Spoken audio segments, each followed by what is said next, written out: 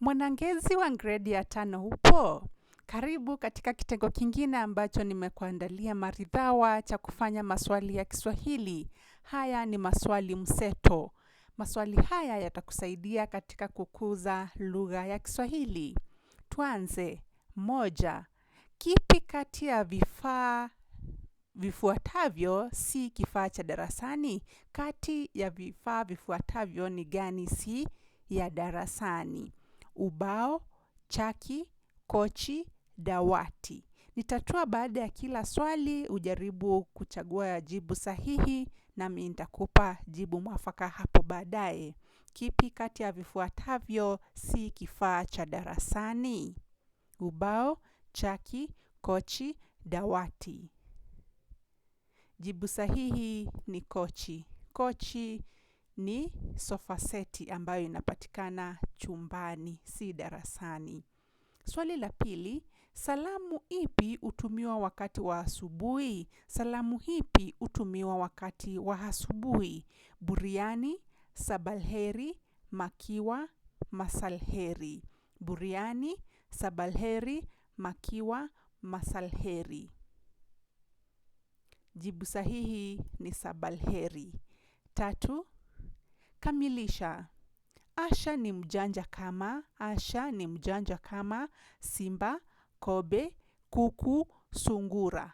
Simba, kobe, kuku, sungura.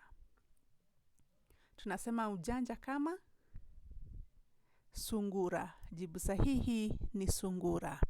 4.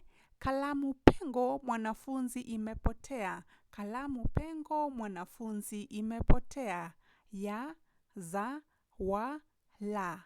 Ya, za, wa, la. Jibu sahihi ni ya. Kalamu ya mwanafunzi imepotea. 5. Badili kitenzi andika katika kauli ya kutendea. Badili kitenzi andika katika kauli ya kutendea. Andikiwa, andikia, andikwa, andikiana. Andikiwa, andikia, andikwa, andikiana. Je, tunapobadilisha kitenzi andika katika kauli ya kutendea itakuwa vipi? Huu ni mnyambuliko wa vitenzi. Kunyambua ni kule kurefusha, kuongezea silambi mbele ya kitenzi. Kurefusha kitenzi ndiko kunyambua vitenzi. Kwa hivyo, andika katika kauli ya kutendea itakuwa andikia. Ni kule kufanyia jambo. Kufanyia jambo. Kwa hivyo, andika katika kauli ya kutendea ni andikia. 6. Chagua kivumishi katika sentensi hii. Chagua kivumishi katika sentensi hii. Mwanafunzi mwerevu alijibu maswali yote. Mwanafunzi mwerevu alijibu maswali yote. Je, kivumishi katika sentensi hii ni gani? Mwanafunzi alijibu maswali mwerevu. Jibu sahihi ni mwerevu. Kivumishi ni neno ambalo huvumia nomino au huzungumzia zaidi kuhusu nomino. Na nomino yetu katika sentensi hii ni mwanafunzi. Neno ambalo hufuata nomino hapa ndilo kivumishi sababu linazungumzia kuhusu mwanafunzi. Kwa hivyo mwanafunzi mwerevu. Kivumishi chetu ni mwerevu. 7. Kanusha. Kalamu yake imepotea. Kalamu yake imepotea, kukanusha. Kalamu yake haitapotea. Kalamu yake haipotei. Kalamu yake haikupotea. Kalamu yake haijapotea. Kukanusha ni kukataa. Kwa hivyo, kalamu yake imepotea. Je, ukikataa utasema vipi? Kalamu yake haitapotea. Kalamu yake haipotei. Kalamu yake haikupotea. Kalamu yake haijapotea. Na hapa ni vizuri uangazie ngeli na wakati. Haswa wakati. Kalamu yake imepotea. Kuonyesha ni wakati uliopita. Kalamu yake imepotea. Jibu sahihi ni kalamu yake haijapotea. Kalamu yake imepotea. Kalamu yake haijapotea. Sawa? 8. Methali haraka haraka haina baraka hufundisha nini? Methali haraka haraka haina baraka inafundisha nini?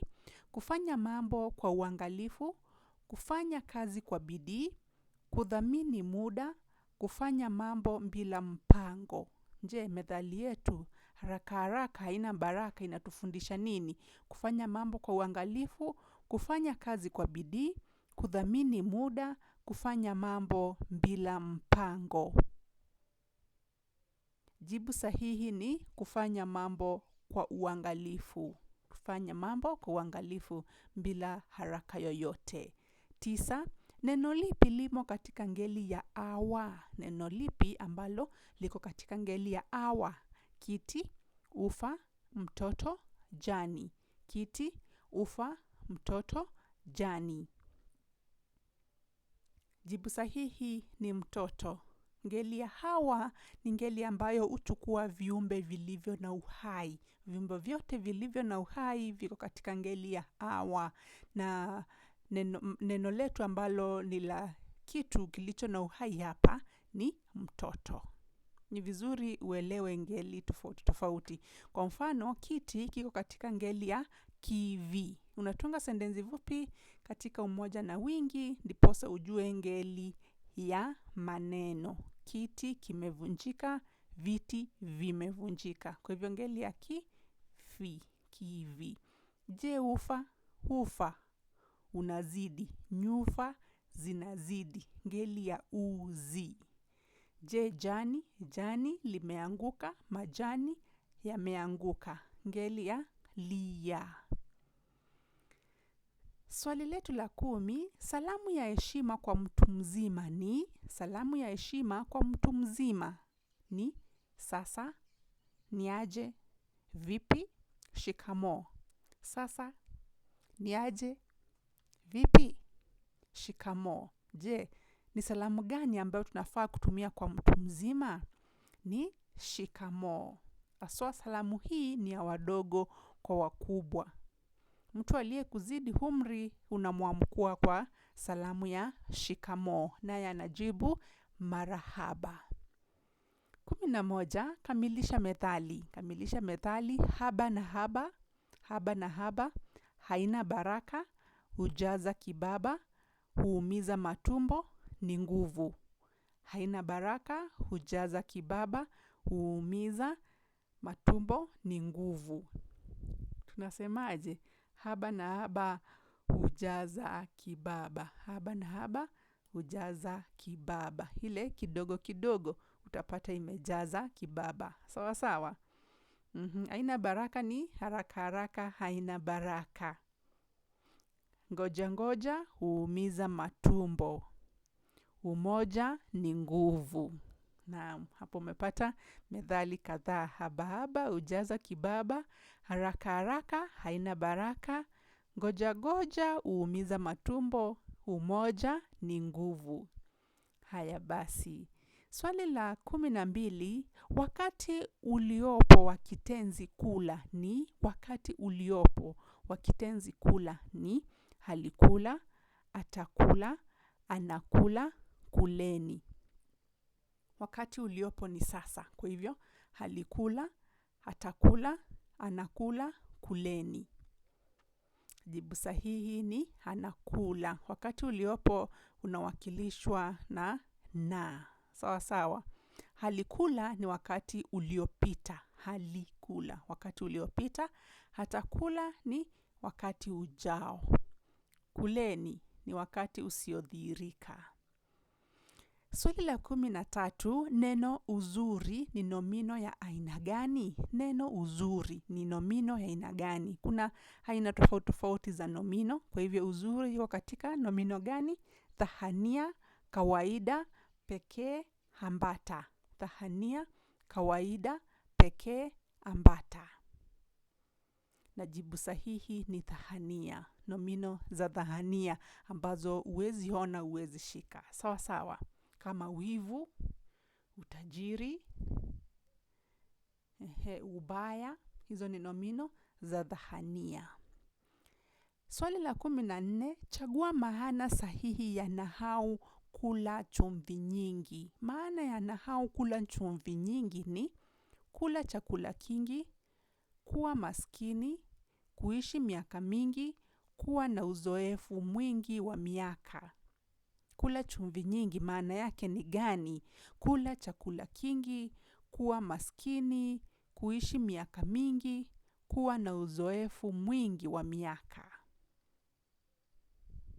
Jibu sahihi la kula chumvi nyingi ni kuishi miaka mingi. Tunasema mzee yule amekula chumvi nyingi, maana yake ameishi miaka mingi. Sawa sawa. Swali letu la 15, chagua sentensi sahihi kisarufi. Ni sentensi gani ambayo imeandikwa vizuri kisarufi? Mtoto wanacheza, watoto anacheza, watoto wanacheza. Mtoto wanacheza, watoto anacheza, watoto wanacheza. Jibu sahihi ni watoto wanacheza. Tungesema mtoto anacheza. Mtoto anacheza, watoto wanacheza.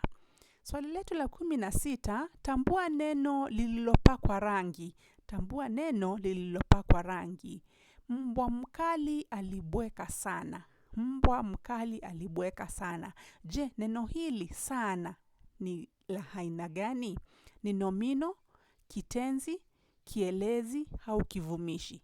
Neno sana hapa katika sentensi hii ni nomino, kitenzi, kielezi au kivumishi?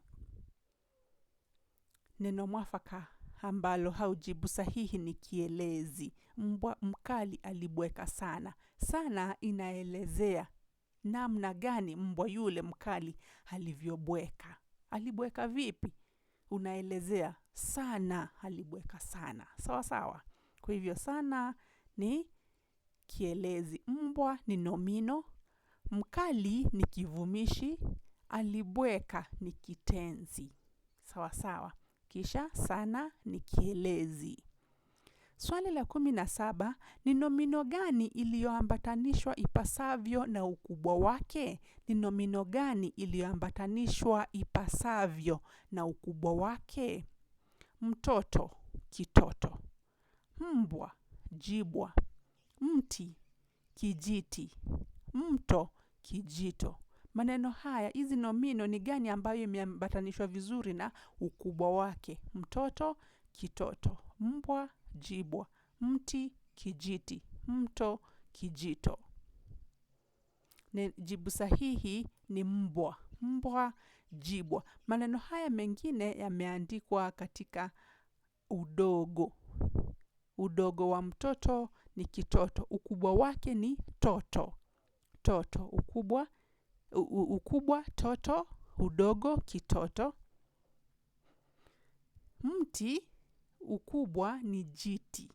Jiti, udogo kijiti. Mto, jito. Katika ukubwa na katika udogo itakuwa kijito. Kwa hivyo, neno ambalo limeambatanishwa vizuri na ukubwa ni mbwa, ukubwa wake ni jibwa na udogo wake kijibwa. Tunapachika ji mwanzoni ili kuonyesha neno liko katika ukubwa. Kisha unapoandika katika udogo utapachika ki mwanzoni mwa ukubwa wa neno hilo. Kwa hivyo tunatia ki mwanzoni mwa ukubwa ndipo neno hilo liwe katika udogo. Kwa hivyo udogo wa mbwa ni kijibwa. 18, neno embendondo. Embendondo ni aina gani ya nomino? Neno embendondo ni aina gani ya nomino? Nomino ya wingi, nomino ya pekee, nomino ambata, nomino ya kawaida. Neno hili embendondo ni aina gani ya nomino? Ni nomino ya wingi, pekee, ambata au kawaida? Ni nomino ambata. Nomino ambata. Nomino ambata ni aina ya nomino ambazo ni nomino mbili zinazoambatana. Nomino mbili zinazowekwa pamoja zikiambatana au zikifuatana. Nomino ambazo zinafuatana ni nomino ambata. Ni kama kule kuambatanisha, kuweka vitu kwa pamoja. Kwa hivyo tuna neno embe ni nomino, dodo ni nomino. Kwa hivyo zikiwekwa pamoja, embe ndondo inaleta maana ya nomino ambata, kama askari kanzu, mwanajeshi. Mfano mwingine, mlinda lango. Nipe mifano kadhaa ya nomino ambata uzijuazo. 19. Dege uishi wapi? Dege uishi wapi? Kinda, kiota, mbuu, fuvu. Dege uishi wapi? Kinda, kiota, mbuu, fuvu. Makao ya dege ni kiota. Makao ya dege ni kiota. Kinda ni mtoto wa dege. Kinda ndiye mwana wa dege, na wao huishi kwenye kiota. 20. Nipe kinyume cha neno bandika. Kinyume cha neno bandika ni bandika. Kinyume cha bandika ni usimbandike, bandia, bakia, bandua. Usimbandike, bandia, bakia, bandua. Kinyume cha neno bandika ni bandua. Bandika, bandua. Hicho ndicho kinyume. Usimbandike ni kukanusha. Unapokanusha, bandika ni usibandike. Ni vizuri uwe makini sana usije ukachanganya kinyume na kukanusha. Kukanusha ni kukataa. Kinyume ni opposite kwa lugha ya kimombo. Je, video hii imekuwa ya manufaa kwako? Kama ndio, tafadhali ningekusihi uweze kusubscribe katika channel yangu, ndiposa tuzidi kufanya mazoezi kadha wa kadha ya Kiswahili, na tuzidi kujifunza mambo mengi hapa pamoja. Hadi wakati mwingine, kwaheri.